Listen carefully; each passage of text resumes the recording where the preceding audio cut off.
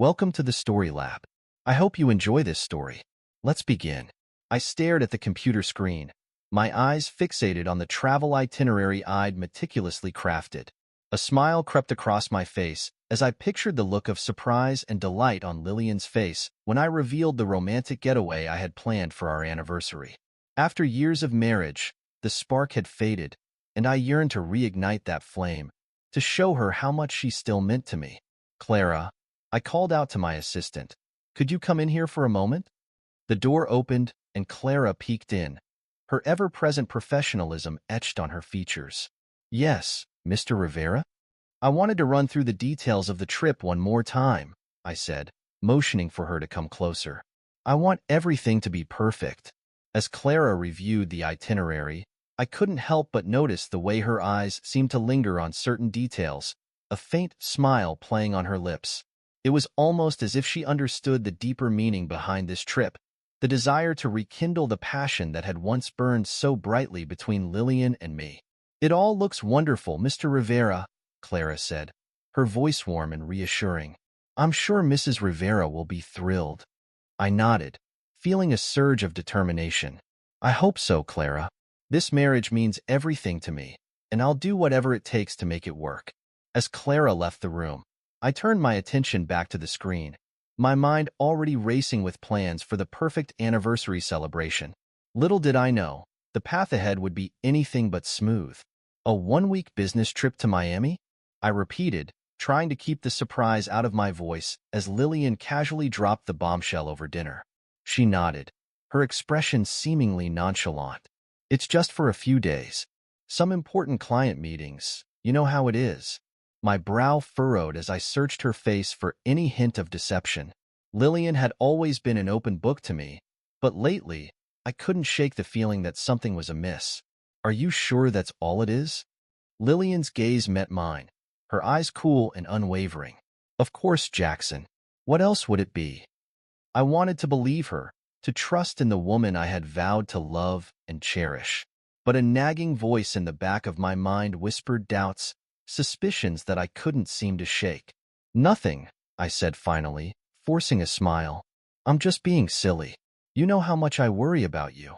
Lillian reached across the table, her hand covering mine in a reassuring gesture. "You don't need to worry, babe. It's just a routine business trip." She left for her business trip. The weight of doubt had been steadily growing in my mind, a persistent voice whispering that something wasn't quite right with Lillian's supposed business trip.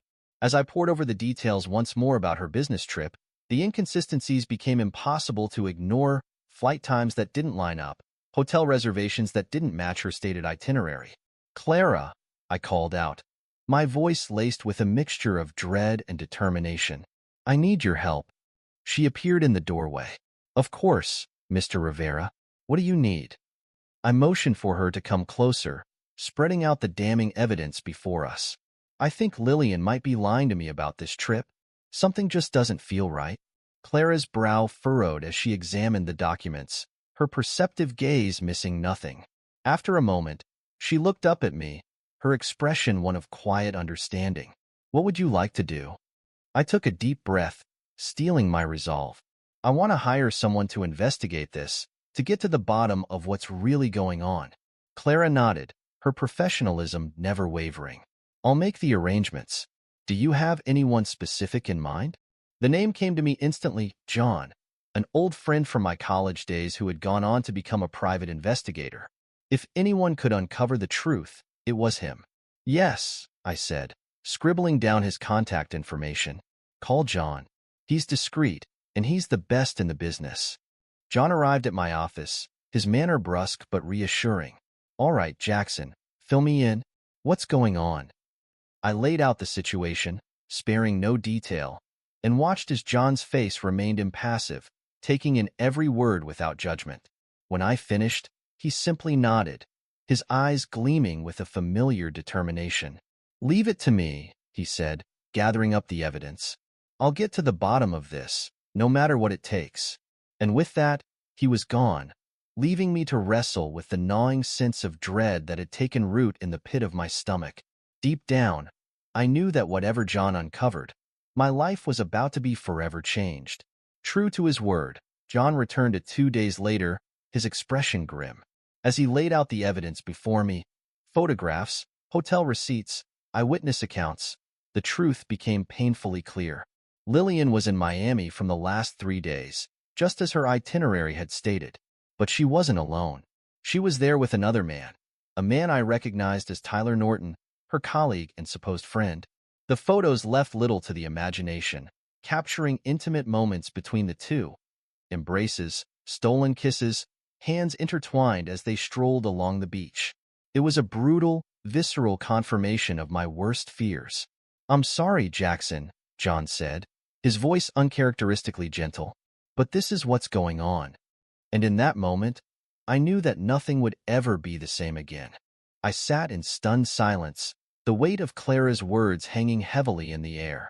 Lillian was having an affair. The woman I loved, the woman I had vowed to cherish and protect, had betrayed me in the most intimate way possible. "Mr. Rivera?" Clara's gentle voice broke through the haze of my thoughts. "What would you like to do?"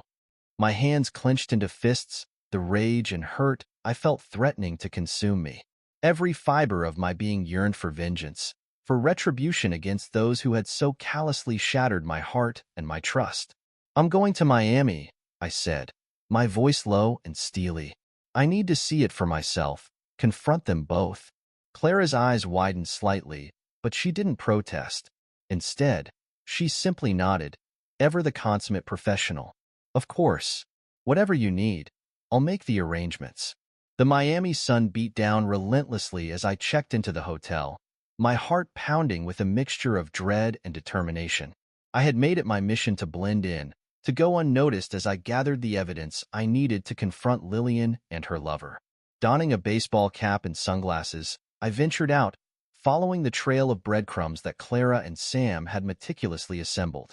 It didn't take long before I spotted them, Lillian and the man I assumed was Tyler, strolling hand in hand along the beach, lost in their own world of deceit. Anger surged through me, hot and visceral, as I watched them laugh and embrace, oblivious to the pain they had caused. I trailed them at a safe distance, documenting their every move, my mind already formulating a plan for the ultimate confrontation. Back at the hotel, I struck up conversations with the staff, charming them with my easy smile and generous tips. It didn't take long for them to open up, sharing small details about the couple's activities and routines. Piece by piece, the puzzle began to take shape, and I knew it was only a matter of time before I had everything I needed. As the sun dipped below the horizon, I retreated to my room, my mind whirling with the day's revelations. The weight of Lillian's betrayal felt heavier than ever, but I was resolute in my determination to see this through, no matter the cost. The tension was palpable as I stood before the door, my heart thundering in my chest. This was it, the moment I had been meticulously planning, the moment when I would finally confront Lillian and her lover, face to face.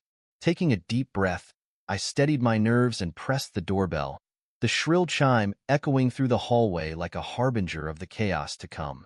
Seconds ticked by, each one feeling like an eternity, until finally, the door swung open, and there she stood, Lillian, her eyes wide with shock and fear as she registered my presence. "Jackson," she whispered, her voice trembling, "what are you doing here?" Before I could answer, a figure emerged from the shadows behind her, Tyler, his expression a mixture of defiance and unease. "Who's at the door, babe?" he called out, his voice dripping with false bravado. "Her husband," basted, I growled, pushing past Lillian and into the room. "The one you've been betraying with this piece of scum." Tyler took a step forward, his hands raised in a placating gesture. "Look, man, this isn't what it seems.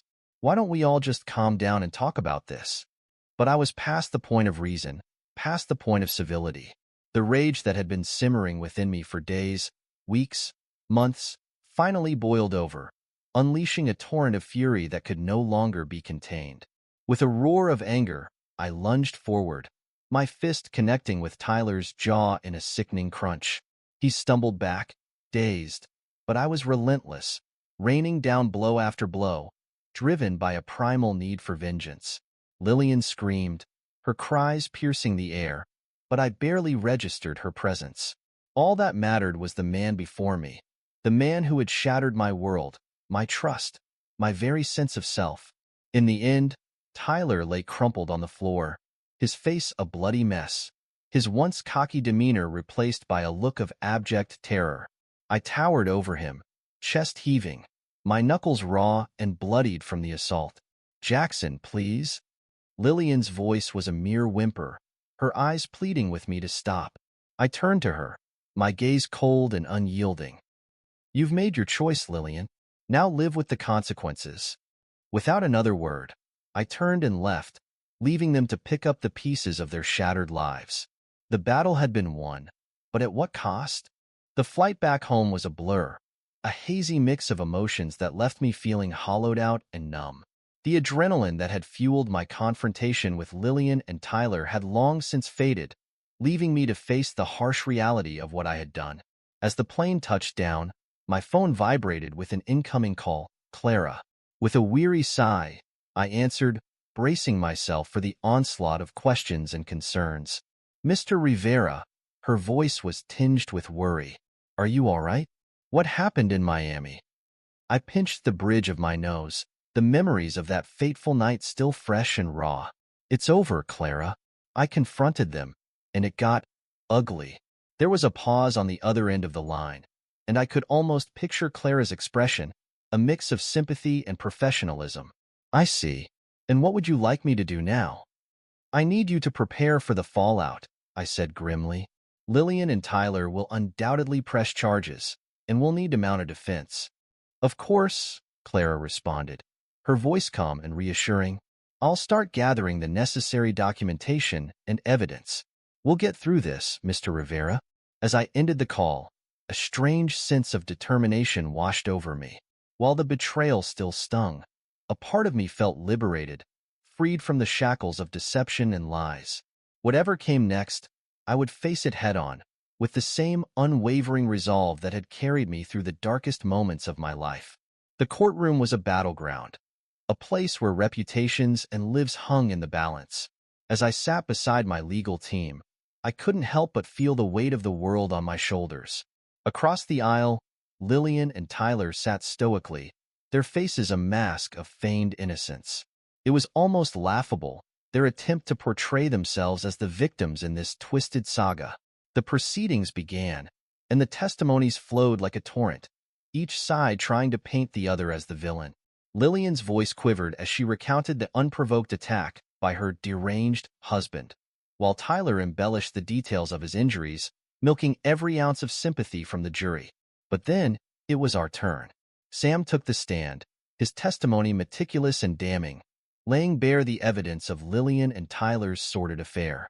The hotel receipts, the surveillance footage, the incriminating emails, all of it pointing to a web of deceit that stretched back months, if not years. As the jury's expressions shifted from skepticism to outright disgust, I couldn't help but feel a sense of vindication. Finally, the truth was out, and the world could see the depths of Lillian and Tyler's betrayal. Clara's testimony was the final nail in the coffin, her unwavering loyalty and support for me shining through in every word.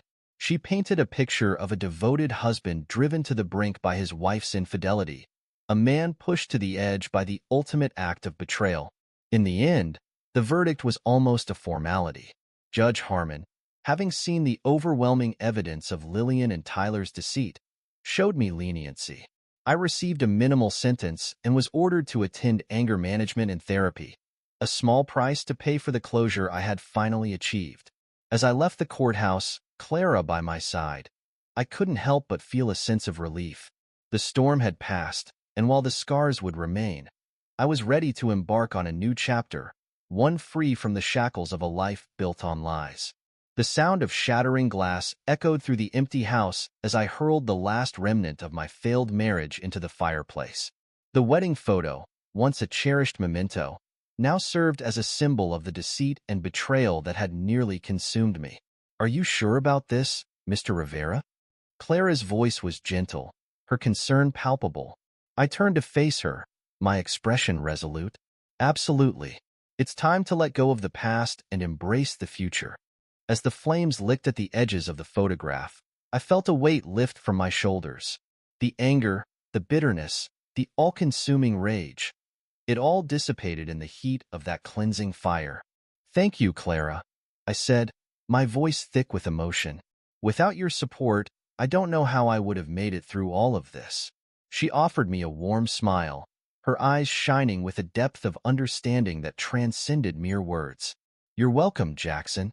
I'll always be here for you, no matter what." In that moment, something shifted between us, an unspoken connection that held the promise of something more. But for now, it was enough to simply bask in the freedom of a new beginning, a life unburdened by the weight of the past. As we stood there, watching the flames dance and crackle, I couldn't help but feel a sense of hope. The road ahead would be long and winding, but with Clara by my side, I knew I had the strength to face whatever challenges lay ahead. For the first time in what felt like an eternity, I was truly free. Slowly but surely, the wounds of Lillian's betrayal began to mend, and I found myself embracing the idea of a fresh start. I poured my energy into my work, taking on new and exciting architectural projects that reignited my passion for design. As for Lillian and Tyler, their reputations were left in tatters. The revelation of their affair had far-reaching consequences, with Tyler losing his job and Lillian's once promising career in marketing taking a nosedive. Their relationship, built on a foundation of lies and deceit, crumbled under the weight of their own actions. In a twist of poetic justice, I took it upon myself to share the evidence of Lillian's affair with Tyler's wife, a woman who had been blindsided by her husband's infidelity. The ensuing divorce proceedings were bitter and acrimonious, leaving Tyler to face the consequences of his actions alone. Finally, my divorce with Lillian was settled, and I was free from that nightmare relationship. As for me and Clara, our bond deepened and evolved, blossoming into something beautiful and unexpected. What had once been a professional relationship grew into a deep and abiding friendship, and eventually, something more. In the end, I found solace in the realization that even the darkest of storms can give way to the brightest of sunrises. With Clara by my side, I embarked on a new chapter, one filled with love, hope, and the promise of a future untainted by the shadows of the past. This is where our story comes to an end. Share your thoughts in the comments section. Thanks for your precious time. If you enjoyed this story, then please make sure you subscribe to this channel. That would help me a lot. Click on the video you see on the screen, and I will see you there.